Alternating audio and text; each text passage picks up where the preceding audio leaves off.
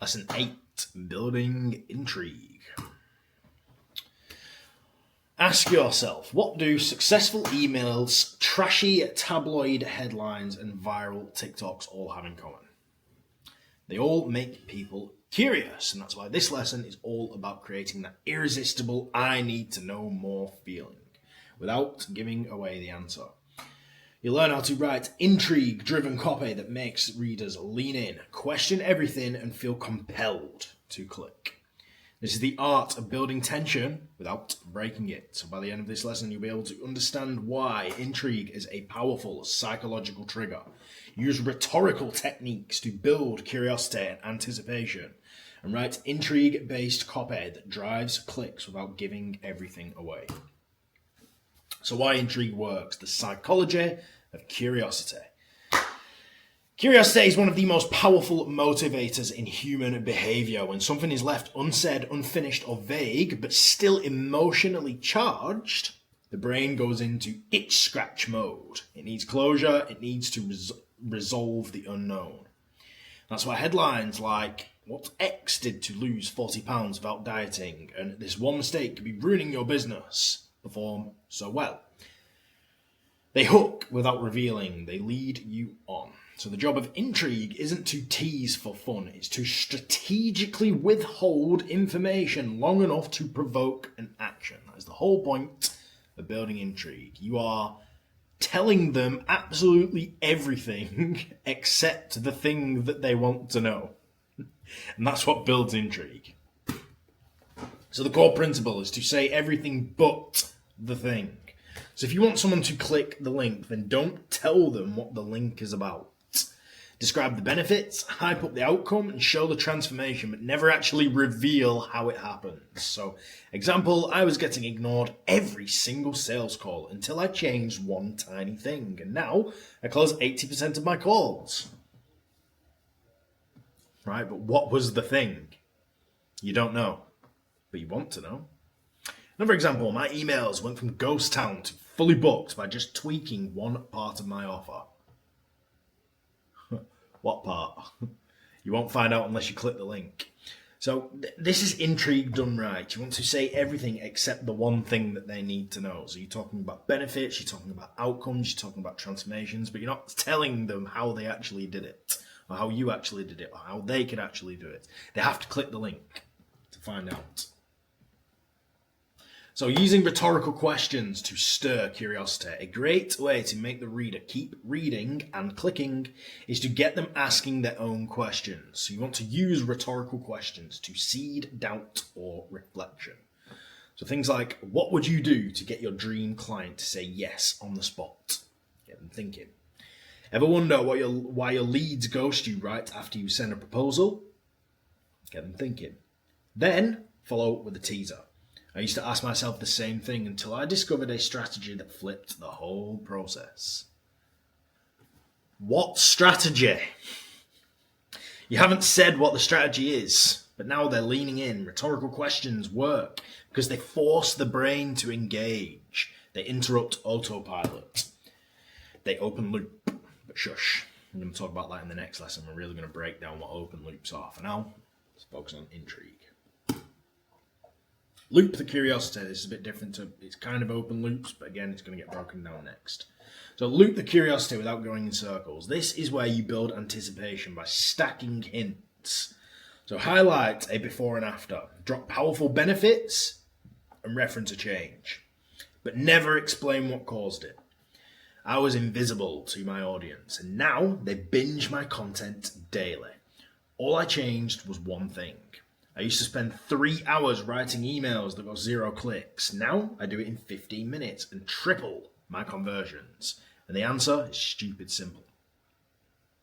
The goal is to leave breadcrumbs. Make it feel like they're about to find out, but make them click the link to actually learn what the secret is. So you're getting the click. And the click is usually going to take them to a sales page, and the sales page is usually going to psychologically manipulate them into buying whatever is on that page. Remember, build intrigue, not confusion. One quick warning, don't be vague for the sake of it. Good intrigue makes the result clear, while the method remains hidden. Confusing copy, this is a ridiculous example, but just confusing copy is my thing helps you do the thing so your thing is better. Obviously, that is terrible.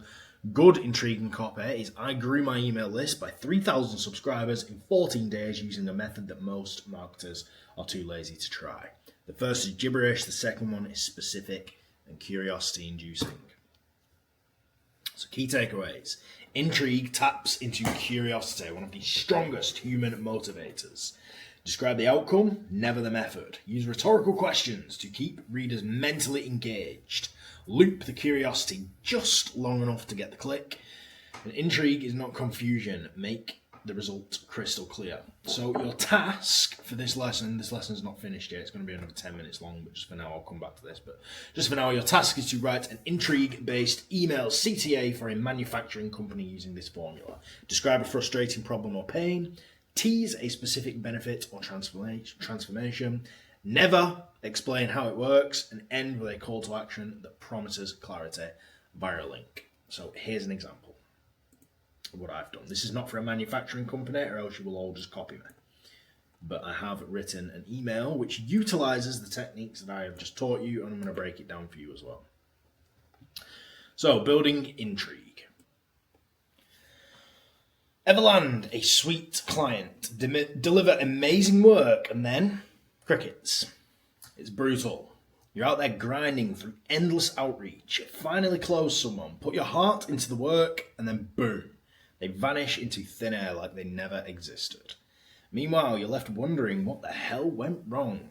Was your copy trash? Did you say something stupid on the call? Are you cursed by the freelance gods? Here's the kicker though, it's probably none of those things. Most copywriters think closing the client is the hard part. Wrong. Keeping them happy after you deliver, that's where the real money lives. Because here's what nobody tells you. A happy client becomes a recurring client. A recurring client becomes a referral machine. And a referral machine is how you build that dream roster of 10K monthly retainers without ever touching outreach again. But most of you are flying blind when it comes to client retention. You deliver the work, send an invoice, and pray they come back. That's not a strategy, that's hope dressed up as a business plan.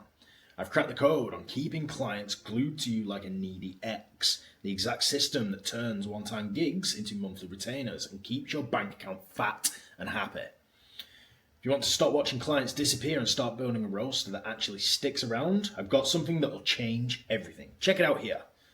Cav, the client whisperer at Legacy. So that is a classic example of an email that builds intrigue and doesn't reveal a solution and uses all the techniques that I just taught you about in the lesson. So let's break down step by step what I did and how I used the techniques. So for the subject line, your clients keep leaving you. The curiosity trigger. It hits a fear-based pain point without explanation. It's not how to retain clients, which is obvious and informational. It's a statement that prompts self-reflection. So wait, why are my clients leaving me? So the techniques that I used is bold, curiosity-based headline that speaks to loss and uncertainty. The reader needs to find out why. So if I'm sending this email to people who are struggling to keep their clients, it's getting opened, it's getting read, start to finish, and it's getting clicked. Number 2, the opening hook. Everland, a sweet client, deliver amazing work, and then crickets. It's a classic rhetorical question, immediately relatable. It opens a loop. Wait, is this about to tell me what's going wrong? And it reinforces the pain with dramatic imagery. They vanish into thin air like they never existed. The technique used is a use of vivid emotional storytelling without offering an explanation yet. So like I mentioned in the previous lesson, storytelling isn't just about writing one big email on the hero's journey. Storytelling is even single sentences which tell the story. And the story is, Everland and a sweet client delivered amazing work, and then crickets.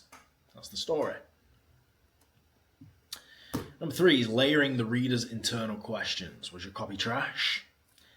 Did you say something stupid on the call? Are you cursed by the freelance gods? You're not listing possible explanations the reader has already...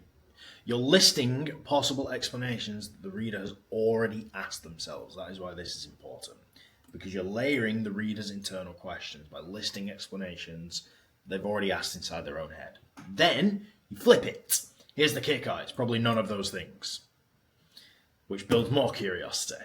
It's false solutions and a tease of the real answer. You're leading them to think they know the problem, then pulling it away and promising a deeper truth. Ultimate curiosity builder.